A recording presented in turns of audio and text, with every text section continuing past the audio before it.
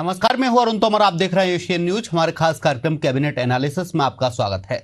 इस कार्यक्रम में हम आपको उन महत्वपूर्ण फैसलों की जानकारी देंगे जो देश के अलग अलग राज्यों की कैबिनेट बैठकों में लिए गए हैं। आज हम बात करेंगे मध्य प्रदेश और उत्तर प्रदेश की कैबिनेट बैठक की। इन बैठकों में किन योजनाओं को मंजूरी मिली, किन मुद्दों पर चर्चा हुई और इन फैसलों से आम जनता को कैसे लाभ होगा। सबसे पहले बात करते हैं मध्य प्रदेश की।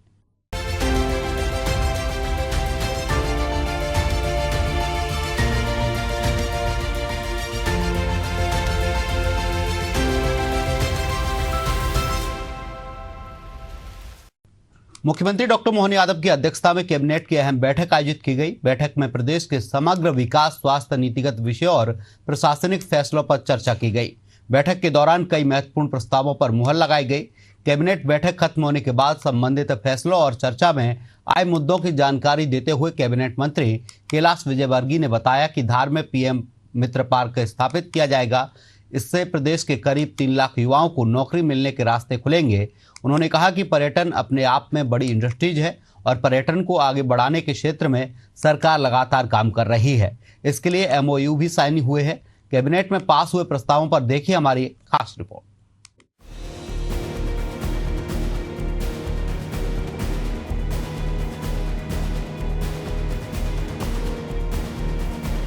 मोहन कैबिनेट में पास हुए प्रस्ताव। नल जल योजना के लिए अतिरिक्त वित्तीय सहायता। इंदौर उज्जैन ग्रीनफील्ड एक्सप्रेसवे को मंजूरी। नर्मदापुरम टिमरनी 2 लेन रोड परियोजना मंजूर। उज्जैन में नया रेलवे ओवरब्रिज का निर्माण। धार में पीएम मित्र पार्क की स्थापना। निवेश आकर्षण के लिए नई नीतियों की मंजूरी। मोहन कैबिनेट में जल जीवन मिशन के अंतर्गत प्रदेश में अब तक 20,765 करोड़ रुपए की लागत की 27,990 एकल ग्राम नल जल योजना और 60,786 करोड़ रुपए की लागत की 148 समूह जल प्रदाय योजना की स्वीकृति प्रदान की गई है।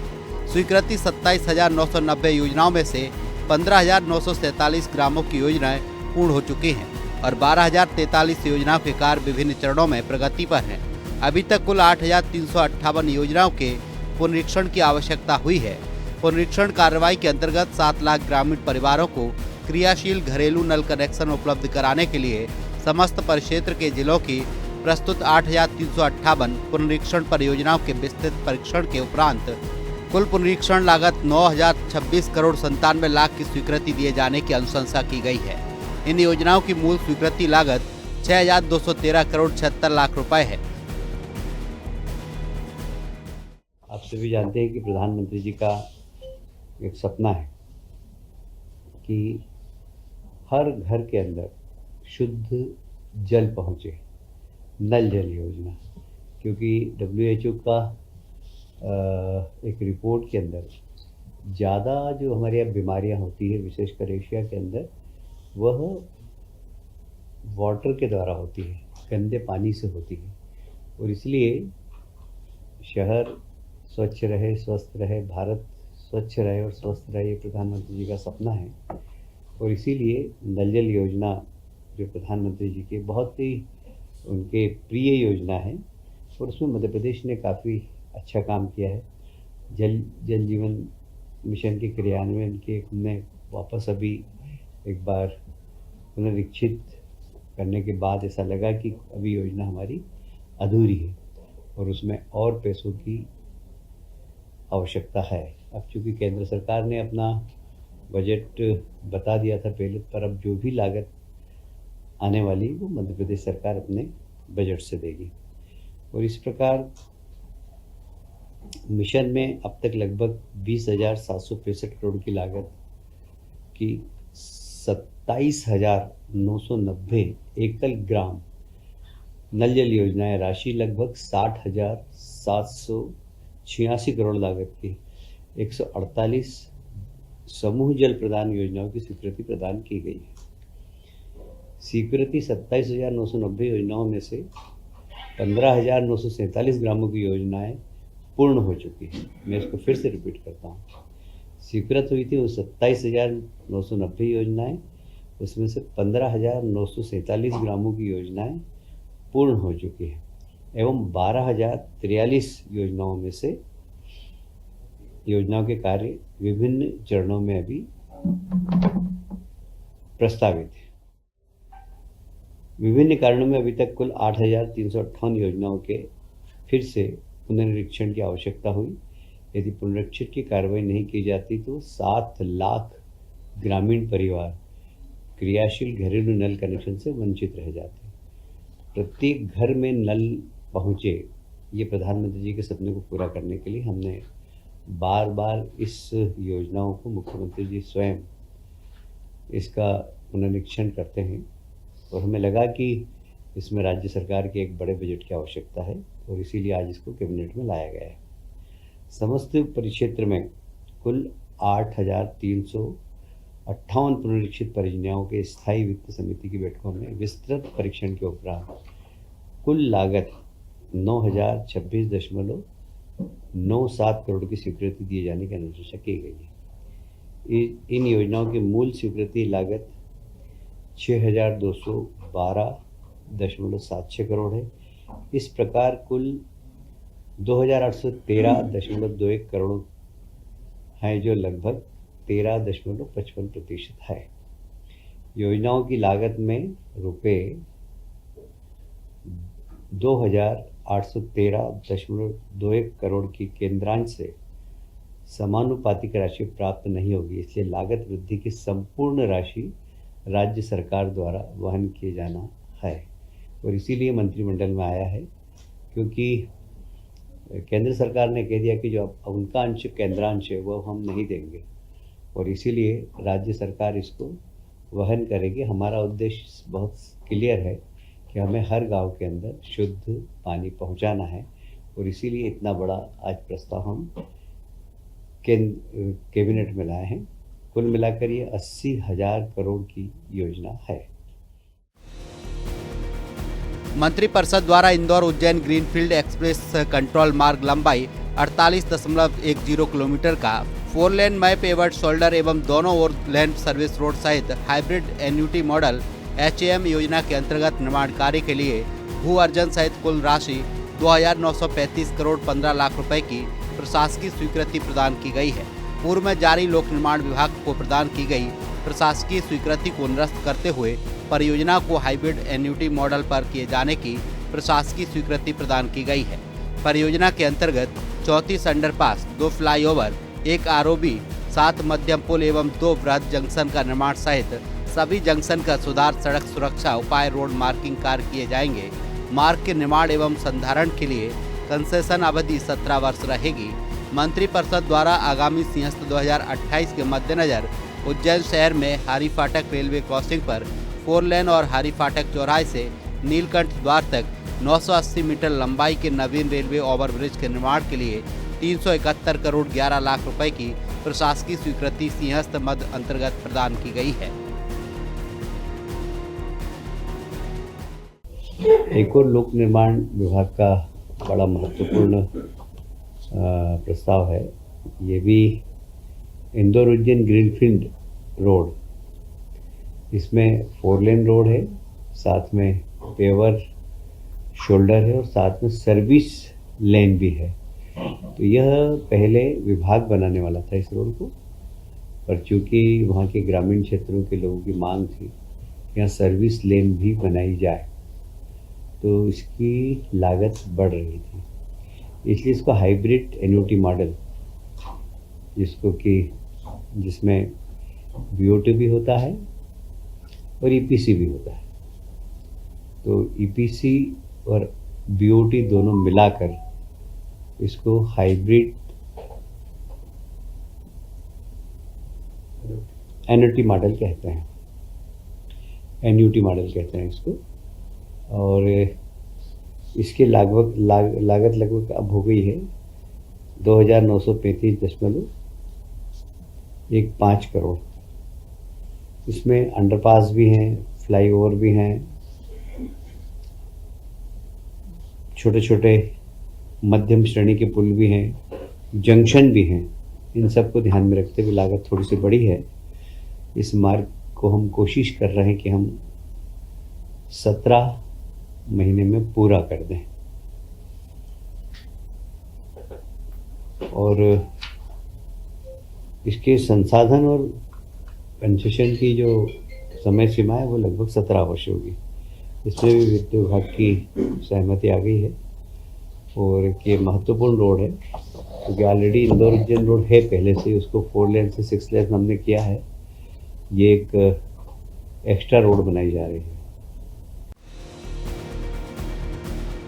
मंत्रिपरिषद द्वारा नर्मदापुरम टिमानी मार्ग कुल लंबाई 72.18 किलोमीटर के 2 लेन माई पेवर्ड शोल्डर निर्माण के लिए हाइब्रिड एन्युटी मॉडल योजना के अंतर्गत भू अर्जन सहित राशि 972 करोड़ 16 लाख रुपए की प्रशासकीय स्वीकृति प्रदान की गई है। परियोजना के अंतर्गत 2 अंडरपास, 4 बड़े पुल, 37 मध्यम पुल, 14 वृहद जंक्शन एवं 52 मध्यम निर्माण कार्य किए जाएंगे। इसके अतिरिक्त जंक्शन सुधार, सुरक्षा उपाय, रोड मार्किंग और रोड फर्नीचर का कार्य भी किया जाएगा। ग्वालियर पर्यटन कॉन्क्लेव हुई पिछले दिनों 30 तारीख को। कॉन्क्लेव में लगभग 3,200 करोड़ से अधिक के निवेश प्रस्ताव हमें मिले हैं।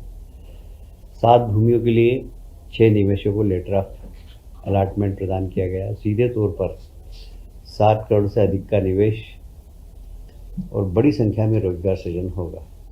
आप जानते हैं कि पर्यटन अपने आप में एक बहुत बड़ी इंडस्ट्री है और इसमें देश के बड़े इन्वेस्टर जो पर्यटन के क्षेत्र में काम करते हैं, उन लोगों का आना, रुचि लेना और तत्काल इस कॉन्क्लेव में ऑफर को स्वीकार करते हुए एमओयू करना, ये एक बहुत बड़ी उपलब्धि है। Shri Sachin Gupta service land and development developers private limited हैं, उन्होंने 1000 करोड़ का एमओयू किया है। श्री मुकेश अग्रवाल जी और Babulal Jain Shruti infrastructure private limited 500 crore का किया है इन्होंने। Shri Vikas Ahluwalia John by the park 500 crore का। श्री काहा डेवलपर्स प्राइवेट लिमिटेड इनका 250 करोड़ का। और ऐसे ही लगभग 20 से अधिक निवेशकों के प्रस्ताव मिले हैं, जिसकी राशि कुल 3,200 करोड़ से अधिक रही है। यह कॉन्क्लेव 11 से 13 अक्टूबर तक आयोजन होने वाली मध्य प्रदेश ट्रेवल मार्ट की एक तैयारी का हिस्सा है। मार्ग निर्माण और संधारण की कंसेशन अवधि 17 वर्ष रहेगी। ग्वालियर में पर्यटन कॉन्क्लेव का सफल आयोजन हुआ। इस कॉन्क्लेव में 3,500 करोड़ से अधिक के निवेश प्रस्ताव पास हुए। इस अवसर पर 7 निवेशकों को LOA जारी किए गए हैं। यह आयोजन आगामी अक्टूबर में होने वाले ट्रेवल मार्ट का हिस्सा है। मध्य प्रदेश के धार जिले में बन रहे PM मित्र पार्क के संबंध में 3 सितंबर को दिल्ली में रोड शो का आयोजन किया जाएगा, जिसमें देश विदेश के उद्योगपति सहभागिता करेंगे। इस अवसर पर भू आवंटन की प्रक्रिया भी प्रारंभ की जाएगी। मुख्यमंत्री डॉक्टर मोहन यादव ने विक्रमादित्य वैदिक घड़ी और मोबाइल ऐप का लोकार्पण किया है। विक्रमादित्य वैदिक घड़ी अब मोबाइल ऐप के माध्यम से भी उपलब्ध है। इसे डाउनलोड कर आप अपने फ़ोन पर उपयोगी जानकारी प्राप्त कर सकते हैं। सभी जानते हैं, कल ही विक्रमादित्य वैदिक घड़ी और मोबाइल ऐप का लोकार्पण हमारे प्रदेश के लोकप्रिय मुख्यमंत्री डॉक्टर मोहन यादव जी ने किया है। एक समय था जब कालगणना का सेंटर उज्जैन हुआ करता था और 1000 साल के गुलामी के कालखंड में कुछ परिस्थितियां ऐसी बनी कि कालगणना का केंद्र अब बदल गया। हमारा प्रयास होगा, क्योंकि हमारा जो कालगणना हमारी है वह बिल्कुल एक तरीके से वैज्ञानिक है और उसमें फ्रैक्शन ऑफ सेकंड का भी परिवर्तन नहीं आता है। ये हमारी कालगणना की विशेषता है। तो उसका कारण है कि हमारे यहाँ सूर्य और 9 ग्रह जितने भी हैं उनके संचालन के हिसाब से कालगणना होती है और वो उसकी एक्यूरेसी बहुत ज़बरदस्त है। तो अब हम वापस फिर से विक्रमादित्य की वैदिक घड़ी को पहले हम अपने देश में उसको लाएंगे। उसका मोबाइल ऐप भी बन गया, आप लोग भी उस ऐप को डाउन कर सकते हैं और वर्तमान समय को और वैदिक समय के बीच में आप अंतर भी महसूस कर सकेंगे। उसमें हमारा पुराना कैलेंडर, पुराने वार, पुराने उपास, ये सब रहेंगे। तो एक बहुत बड़ा एक तरीके से इसमें रिसर्च हुआ है और एक बहुत बड़ी सौगात हम देश और दुनिया को देने जा रहे हैं। प्रधानमंत्री मोदी ने श्रीनगर के डल झील में आयोजित वाटर स्पोर्ट्स फेस्टिवल और शहडोल के फुटबॉल खिलाड़ियों की उपलब्धियों की सराहना की है। चयनित खिलाड़ियों को अब उच्च प्रशिक्षण के लिए जर्मनी भेजा जाएगा। मध्य प्रदेश के खिलाड़ियों ने प्राप्त किए थे उसका उल्लेख मन की बात में भी प्रधानमंत्री जी ने किया और अपने एक इंटरव्यू में भी उन्होंने कहा है। उसके साथ ही मध्य प्रदेश के साथ साथ उन्होंने शहडोल, जो एक छोटा सा जिला है, नया जिला हमारा, वहाँ के फुटबॉल खिलाड़ियों की भी उन्होंने एक पॉडकास्ट में, जो कि लेक्स फ्रीडमैन के द्वारा लिया गया था, उसमें उन्होंने मध्य प्रदेश के शहर फुटबॉल शहडोल की तारीफ की है। और उस पॉडकास्ट को देखा जर्मन के खिलाड़ी फुटबॉल कोच डिडमार बायर्सडाफर्स ने। उन्होंने कहा कि यदि ऐसी बात है, मध्य प्रदेश में शहडोल एक ब्राज़ील की तरह उभर रहा फुटबॉल के, तो हम भी वहाँ के खिलाड़ियों को कोच करना चाहेंगे। भारत सरकार और कोच मिस्टर डिडमार बायर्स के बीच में चर्चा चल रही है। हम शहडोल के खिलाड़ियों को वहाँ भेजने की तैयारी कर रहे हैं। ये एक बहुत बड़ी उपलब्धि है मध्य प्रदेश के लिए, और मध्य प्रदेश के खिलाड़ियों का इससे मनोबल भी बढ़ेगा। अब बात करेंगे उत्तर प्रदेश की, जहां मुख्यमंत्री योगी आदित्यनाथ की अध्यक्षता में कैबिनेट की बैठक आयोजित की गई, जिसमें कई महत्वपूर्ण प्रस्तावों को मंजूरी दी गई है। सबसे अहम फैसला आउटसोर्स कर्मचारियों की भर्ती का लिया गया। अब सरकार ऐसे कर्मचारियों की 3 साल के लिए भर्ती करेगी। इसके अलावा कर्मियों को आरक्षण और मैटरनिटी लीव की सुविधा भी मिलेगी। 16 में से 15 प्रस्तावों पर मंत्रिपरिषद की सहमति बनी है। लखनऊ कानपुर में 20 रूटों पर ई बसें चलेंगी। एक बस की कीमत 10 करोड़ होगी। इसका किराया सरकार तय करेगी। चारबाग से बाराबंकी, बालागंज से मोहनलालगंज जैसे रूटों पर ये बस चलेंगी। एक रूट पर एक ही बस चलेगी। इसके अलावा आउटसोर्सिंग निगम का अनुमोदन दिया गया है। सरकार ने ऐतिहासिक निर्णय लेते हुए आउटसोर्सिंग कर्मचारियों के लिए आरक्षण की व्यवस्था को मंजूरी दे दी है। इस पर देखिए हमारी एक खास रिपोर्ट।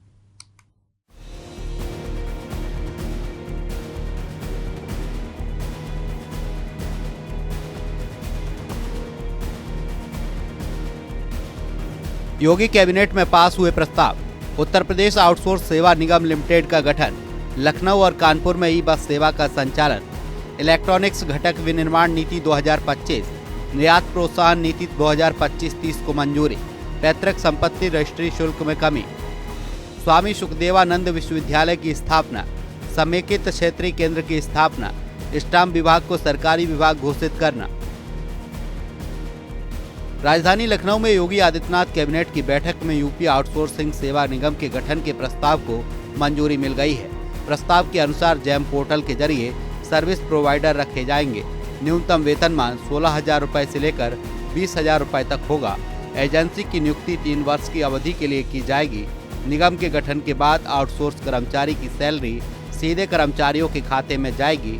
यूपी आउटसोर्सिंग सेवा निगम के गठन के बाद आउटसोर्स कर्मचारियों को महीने में 1 तारीख से लेकर 5 तारीख के बीच सैलरी दी जाएगी। बैठक के बाद कैबिनेट मंत्री सुरेश खन्ना ने यह बताया कि आउटसोर्स के माध्यम से की जाने वाली भर्तियों में आरक्षण का भी प्रावधान किया जाएगा, जिसमें SC, ST, महिला, दिव्यांग सभी का आरक्षण होगा। निगम के तहत आउटसोर्स कर्मियों को 1 महीने में 26 दिन की सेवा देनी होगी। उत्तर प्रदेश आउटसोर्स सेवा निगम की कंपनीज एक्ट 2013 के सेक्शन 8 के अंतर्गत एक public limited company non profitable का जो गठन किया गया है, उसी के तहत उत्तर प्रदेश सरकार के विभिन्न विभागों तथा संस्थाओं में आउटसोर्सिंग के माध्यम से कार्मिकों की सेवाएं जो दी जा रही हैं, उसको बेहतर बनाने के लिए आज मंत्रिपरिषद के समक्ष एक प्रस्ताव आया है। इसमें विशेष बात यह है कि नियमित पदों के अगेंस्ट इसमें आउटसोर्स या संविदा पर नहीं दिए जाएंगे। साथ ही साथ जो निगम है वो जेम पोर्टल के माध्यम से सर्विस प्रोवाइडर तय करेंगे, एजेंसीज तय करेंगे, और इन लोगों का जो मानदेय है वो 16,000 से 20,000 रुपए तक होगा। साथ ही साथ यदि किसी प्रकार की अनियमितता पाई जाती है, 3 वर्ष के लिए इनको सेवा का अवसर मिलेगा, और किसी प्रकार की अनियमितता पाई अगर जाती है तो विभाग की संस्तुति पर जो एजेंसी है निगम के भी संज्ञान में लाकर उसकी सेवाओं को समाप्त किया जा सकता है। नियुक्ति की अवधि 3 वर्ष होगी, और मैं समझता हूं कि अभी तक की जो आउटसोर्सिंग के लोग जो तरह तरह की बातें चल रही थी और काफी दिनों से इस बात की प्रतीक्षा थी, उसमें उन लोगों को विशेष रूप से सुविधा मिलेगी। इन लोगों को 1 तारीख से लेकर 5 तारीख तक इनका वेतन मिल जाएगा और जितने भी चाहे जो प्रोविडेंट फंड का जो प्रोविजन है, ESI का है, वो सब कुछ इनके खाते में ही जाएगा जो उस कार्मिक होगा, अर्थात जो किसी न किसी रूप में सेवारत होगा उसी के से उसमें जाएगा। अभी तक क्या होता था कि यह सर्विस प्रोवाइडर के खाते में जाता था और तमाम तरीके की शिकायतें इस बात की मिलती थी कि सर्विस प्रोवाइडर ने ये नहीं किया, वो नहीं किया। तो उनको तमाम शिकायतों को किसी भी तरीके से न आए और हर तरह से एक पारदर्शी प्रक्रिया के तहत इन लोगों को सेवा का अवसर मिले। और चूंकि अभी तक सरकार तो देती थी पैसा, लेकिन इन लोगों को ये भी शिकायत मिलती थी कि इन लोगों को पूरा पैसा जितना सरकार देती है उतना नहीं मिल पाता। इसलिए हर तरह से इसमें एक पारदर्शी प्रक्रिया को अपनाने का प्रयास किया गया। साथ साथ आरक्षण का भी प्राविधान किया गया। इसमें SC, ST, OBC, भूतपूर्व सैनिक, स्वतंत्रता संग्राम सेनानी आश्रित, दिव्यांगजन, महिला आरक्षण का प्राविधान भी इसमें किया गया है। कैबिनेट मंत्री सुरेश खन्ना ने यह भी बताया कि आउटसोर्स निगम के माध्यम से चयन प्रक्रिया में लिखित परीक्षा के अलावा मौखिक साक्षात्कार भी होगा। बैठक में एक अहम फैसले के तहत नई ई-बसें खरीदने के प्रस्ताव को मंजूरी मिली है। आपको मैं भी बता दूं कि वर्तमान में 15 नगर निगमों में 743 ई-बसों का संचालन हो रहा है और ये जो बसें बनेंगी कुल कानपुर में 10 रूट और लखनऊ में 10 रूट, इस प्रकार 20 रूट पे ये बसें चलेगी। ई बसें होंगी सारी की सारी। इसमें एक बस पर लगभग जो है एक बस की कीमत लगभग 10 करोड़ के आसपास आएगी और थोड़ा उनकी जो चार्जिंग वगैरह की व्यवस्था है उस पर किया जाएगा। ये 12 वर्ष के लिए हम लोग ये कॉन्ट्रैक्ट उन प्राइवेट ऑपरेटर्स के साथ करेंगे। उनका जो भाड़ा है वो तय करने का अधिकार सरकार अपने पास सुरक्षित रखती है और बाकी उनको एक लाइसेंस दिया जाएगा जिसके चलते वो कर लेंगे। आपकी जानकारी के लिए 4 बाग से 12, लखनऊ की अगर बात किया जाए तो 4 बाग से बाराबंकी, कामता से एयरपोर्ट, बालागंज से मोहनलालगंज, बालागंज से विराजखंड, घंटाघर से माल थाना, स्कूटर इंडिया से इंजीनियरिंग कॉलेज, 4 बाग से देवा, 4 बाग से कुर्सी, दुबग्गा से गंगागंज और घंटाघर से संडीला। ये लखनऊ के 10 रूट अभी चिन्हित किए गए हैं। इसमें घटाया बढ़ाया भी। बसों की संख्या हर रूट पे 10-10 बस के हिसाब से एक हाँ जी अभी एक से है, लेकिन उनको बढ़ाया भी जा सकता है। नए प्रस्ताव के तहत लखनऊ और कानपुर के लिए 100 नई ई-बसें खरीदी जाएंगी ताकि दोनों बड़े शहरों में परिवहन सुविधा बेहतर हो सके। इसके अलावा यूपी की नई निर्यात नीति को भी कैबिनेट की बैठक में मंजूरी मिली है। 5 साल के लिए बनाई गई नई निर्यात नीति में अमेरिका टैरिफ वार को देखते हुए उत्तर प्रदेश के निर्यातकों और व्यापारियों के लिए खास छूट का प्रावधान रखा गया है। योगी सरकार की कैबिनेट बैठक में पैतृक संपत्ति की रजिस्ट्री पर भी बड़ा फैसला हुआ है। पैतृक संपत्ति की रजिस्ट्री पर 5,000 के शुल्क पर किए जाने का प्रस्ताव पास हुआ है। इसके अलावा उत्तर प्रदेश की इलेक्ट्रॉनिक्स पॉलिसी को मंजूरी मिली है। इस पॉलिसी का उद्देश्य उत्तर प्रदेश को इलेक्ट्रॉनिक्स मैन्युफैक्चरिंग के रूप में विकसित करना है। संबल की न्यायिक रिपोर्ट भी कैबिनेट की मीटिंग में पेश की गई है। वित्त मंत्री ने बताया कि नई व्यवस्था में संवैधानिक प्रावधानों के तहत SC, ST, OBC, EWS, दिव्यांगजन, भूतपूर्व सैनिक और महिलाओं के नियमानुसार आरक्षण मिलेगा। उत्तर प्रदेश इलेक्ट्रॉनिक्स घटक विनिर्माण नीति 2025, ये खास तौर से हमारा जो एक्सपोर्ट है वो इलेक्ट्रॉनिक्स के अभी तक घटक जितने भी हम अभी तक बनाते हैं, जो कुछ भी इक्विपमेंट्स बनाते हैं, ज़्यादातर इक्विपमेंट्स हम असेंबल करते हैं इलेक्ट्रॉनिक्स। बाकी चीज़ें बाहर से आती हैं, असेंबल हम लोग करते हैं। जैसे PCB, मोबाइल फ़ोन पर जो कैमरा वगैरह लगता है उसको भी, डिस्प्ले यूनिट, इस प्रकार के जो यूनिट हम बाहर से खास ला के यहाँ पर असेंबल करते हैं, मोबाइल में या लैपटॉप में, उसको हम स्वयं निर्मित करेंगे। इस प्रकार की नीति हमारी सरकार लेकर आई है और मैं समझता हूं कि ये हमारे इलेक्ट्रॉनिक पूरे सिस्टम को बहुत ज्यादा अपलिफ्ट करेगी। मध्य प्रदेश और उत्तर प्रदेश में हुई कैबिनेट बैठक में जो प्रस्ताव पास हुए हैं उनसे दोनों प्रदेशों के विकास को गति मिलेगी और दोनों प्रदेशों की आर्थिक स्थिति में सुधार होगा। हालांकि देखना होगा ये फैसले धरातल पर कितने कारगर साबित होते हैं। फिलहाल के लिए कैबिनेट एनालिसिस में इतना ही। आप देखते रहिए एशियन न्यूज। नमस्कार।